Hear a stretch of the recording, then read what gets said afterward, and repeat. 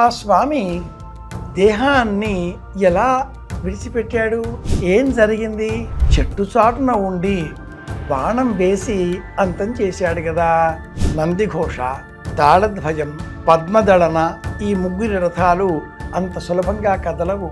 ఏ ఆలయంలోనైనా ఇల్లాలితో కనిపించేటటువంటి కృష్ణ పరమాత్ముడు ఈ ఆలయంలో మట్టుకు సోదరుడైన బలరాముడు, సోదరి సుభద్రతో దర్శనమిస్తాడు.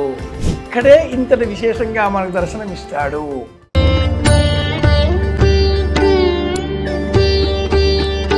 శుభమస్తు. శ్రీరామ జయం. నీలాచల నివాసాయ నిత్యాయ పరమాత్మనే సుభద్రా బలభద్రాభ్యాం జగన్నాథాయ మంగళం. పరమేశ్వరుడు కృష్ణ పరమాత్ముడిగా అవతారం ధరించిన అనంతరం ఆ స్వామి దేహాన్ని ఎలా విడిచిపెట్టాడు? ఏం జరిగింది? మహాభారతం అలాగే భాగవతం ప్రథమ స్కంధం ఈ రెండింటినీ మనకు తెలియజేస్తాయి. ఎలా విడిచిపెట్టాడు, ఏం జరిగింది? పూర్వం అంగదుడు వాలి కుమారుడు. రామచంద్రమూర్తి తన తండ్రిని వాలిని చెట్టుచాటున ఉండి బాణం వేసి అంతం చేశాడు కదా అన్న దుఃఖాన్ని కడుపులో పెట్టుకునే ఉన్నాడు. పిన్న తండ్రి సుగ్రీవుని వద్ద రాజ్యాధికారాన్ని స్వీకరించి యువరాజుగా ఉన్నప్పటికీ మనస్సులో ఒక బాధ, ఒక దుఃఖం, ఒక భయం అలాగే గూడు కట్టుకుని ఉన్నాయి. అంగదుడే ద్వాపర యుగంలో కిరాతుడిగా జన్మించి యదువంశం అంతా కూడా పూర్తి అయ్యే విధంగా సాంబుడి గర్భంలో లభించిన ఆ రోకలిని రంగరించి ఆ గంధమంతా కూడా సముద్రం నీటిలో కలిపేసిన తర్వాత మిగిలిపోయిన ఆ చిన్న ముక్కను అలా వారు విసిరివేస్తే ఆ చిన్న చెక్క ముక్కను తీసుకుని ఒక వాడి బాణంగా సిద్ధం చేసి తన అమ్మునపుదిలో భద్రపరుచుకొని కాలం సమీపించిన కారణం చేత జగన్నాథుడైన ఆ కృష్ణ పరమాత్ముడు ఒకానొక వనంలో చెట్టు కింద కాలు మీద కాలు వేసుకొని ఆ కాలు ఇలా కదిలిస్తూ పిల్లన గ్రోవిని మ్రోగించే తరుణంలో కదిలే ఆ కాలి బొటన వేలు చూచి నెమలి అనుకుని బాణాన్ని సంధించగా కృష్ణ పరమాత్ముడు దేహాన్ని విడిచిపెట్టాడు. పరమాత్ముడికైనా తాను చేసిన కర్మ అనుభవించక తప్పదు. ఈ వృత్తాంతం ఇలా తెలియజేస్తుంది. ఇంద్రద్యుమ్న మహారాజు ఆ తదుపరి ఆ కొండపైన ఉన్నటువంటి కృష్ణ పరమాత్ముడు దేహాన్ని కిరాతుడు అర్చించిన విధానం అదంతా కూడా తెలుసుకొని ఆలయాన్ని నిర్మించే నిమిత్తమై ఏర్పాట్లు చేయగా ఆలయ నిర్మాణం కోసం వచ్చిన శిల్పి గదిలో చేరి గది తలుపులు మూసుకొని నెల రోజుల వరకు మీరెవరూ ఇబ్బంది పెట్టకూడదు, పిలవకూడదు అనేటటువంటి నియమం చేశాడు. 12 రోజులకే ఉత్సుకత నియంత్రించుకోలేని ఆ చక్రవర్తి తలుపును తట్టి తెరిచి చూడగా లోన శిల్పి లేడు. సగం మాత్రమే చెక్కబడి ఉన్న జగన్నాథుడు, బలభద్రుడు, సుభద్ర ఇలా అన్నదమ్ములు అలాగే చెల్లెలు సుభద్ర వీరి ఆ దారు శిల్పమూర్తులు ఆ గదిలో కనిపించాయి. ఇంద్రద్యుమ్న మహారాజు వీటినే తీసుకువెళ్ళి ఒరిస్సా క్షేత్రంలో పరమాద్భుతమైన జగన్నాథ ఆలయం నిర్మించి సుప్రతిష్ఠితం చేశాడు. కలలో కృష్ణుడు ఆదేశించిన ఆదేశం మేరకు 12 సంవత్సరాలకు ఒకసారి ఈ ఉత్సవమూర్తులను సముద్రంలో నిమజ్జనం చేయడం, అవే ఉత్సవమూర్తులు, అవే ఆలయంలో ప్రధాన దైవాలు. ఎక్కడా లేని విధంగా ఈ ఆలయంలోనే గర్భాలయంలో ఉండే ప్రధాన మూర్తి బయటకు వచ్చి చెల్లెలు, అన్న వీరితో కలిసి కొద్దిపాటి దూరంలో ఉన్నటువంటి క్షేత్రానికి గుండీచ ఆలయం అమ్మవారిది ఆలయంలోనే వెనక వైపు ఉంటుంది. అలా కాకుండా ఆ ఆలయానికి వెళ్ళి 9 రోజుల పాటు అక్కడ పూజలు స్వీకరించి తిరిగి తన క్షేత్రానికి చేరుకోవడం. ఆలయంలో ఆ ఉత్సవం నిర్వహించే సమయంలో నందిఘోష, తాళధ్వజం, పద్మదళన ఈ ముగ్గురి రథాలు అంత సులభంగా కదలవు. బంగారు చీపుళ్లతో ఊర్చినా కూడా ఆ స్థలంలో నుంచి ఆ జగన్నాథ రథయాత్రకు సంబంధించిన ఆ రథాలు కదలవు.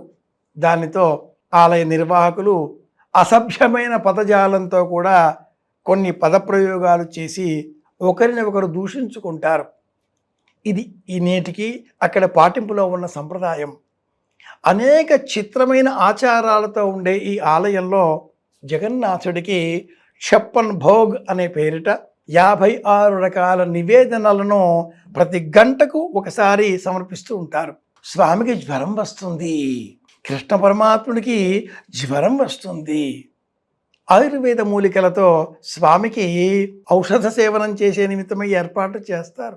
చలికాలం, ఎండాకాలం, వానాకాలం ఋతుకాల ధర్మాలకు అనుసరించి స్వామికి ఆహార విహారాలలో మార్పులు చోటు చేసుకుంటాయి. ఆలయంలో స్వామి ప్రత్యక్షంగా ఉన్నాడు అనే విశ్వాసంతో ఆలయ నిర్వాహకులు ఇన్ని వేల సంవత్సరాలుగా ఆలయ ప్రతిష్టను కొనసాగించే విధంగా ఆచారాలను విధిగా పాటిస్తున్నారు. ఈ ఒరిస్సా క్షేత్రంలో వెలిసిన స్వామివారి ఆలయం ఇక్కడే ఆదిశంకరుల పీఠం, ఇక్కడే మధ్వాచార్యుల పీఠం, ఇక్కడే విశిష్టాద్వైత ప్రవర్తకుల పీఠం, ఇక్కడే జైన బౌద్ధ మతాదులకు సంబంధించిన పీఠాలు, అన్ని మతాల ధర్మాల పీఠాలు కూడా జగన్నాథ పీఠంలోనే చుట్టుపక్కల అక్కడే ఏర్పడి ఉండడం ఈ క్షేత్రానికి మరి ఒక ప్రత్యేక అంశంగా మనం గుర్తించాలి. స్వామి సజీవంగా ఉండేటటువంటి దారుమూర్తి, చెక్కతో చేసినటువంటి శిల్పం. శైలి దారుమయి లౌహి లేప్య లేఖ్యాచ సైకతి మనోమయి మణిమయి ప్రతిమ అష్టవిధాస్మృత అంటూ దేవీ భాగవతం ఆలయంలో ఉండే అర్చామూర్తి 8 విధాలుగా ఉండవచ్చును అంటూ తెలియజేస్తుంది. చెక్కతో చేసిన ఈ మూర్తిని మనం జగన్నాథ ఆలయంలో దర్శనం చేసుకుంటాం. ఆ దారువు వేప చెట్టుతో అని కూడా మనం తెలుసుకుంటే ఆశ్చర్యం వేస్తుంది. వేప సమస్త రోగాలను నియంత్రించేటటువంటిది.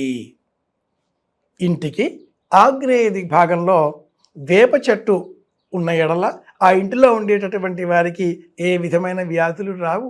ఇంటికి రక్ష అంటూ వాస్తుశాస్త్రం కూడా తెలియజేసే నేపథ్యంలో మన గృహాలలో కూడా చిన్నారి బాలబాలికలకు జగన్నాథ వృత్తాంత విశేషాలు చెప్పి యథాశక్తి స్థానికంగా ఏదైనా జగన్నాథ శోభాయాత్ర నిర్వహించే సందర్భాలు ఉంటే సకుటుంబంగా ఆ ఉత్సవంలో పాలు పంచుకునే ప్రయత్నం చేద్దాం. నాస్తికుడైన అత్యాధునికుడైన మహాకవి శ్రీశ్రీ కూడా తన మహాప్రస్థానంలో జగన్నాథ రచక్రాలు వస్తున్నాయి ఏడవకండి అంటూ మూలాలను మరచిపోకుండా స్మరించడం మనకు ఆనందం కలిగించే అంశం.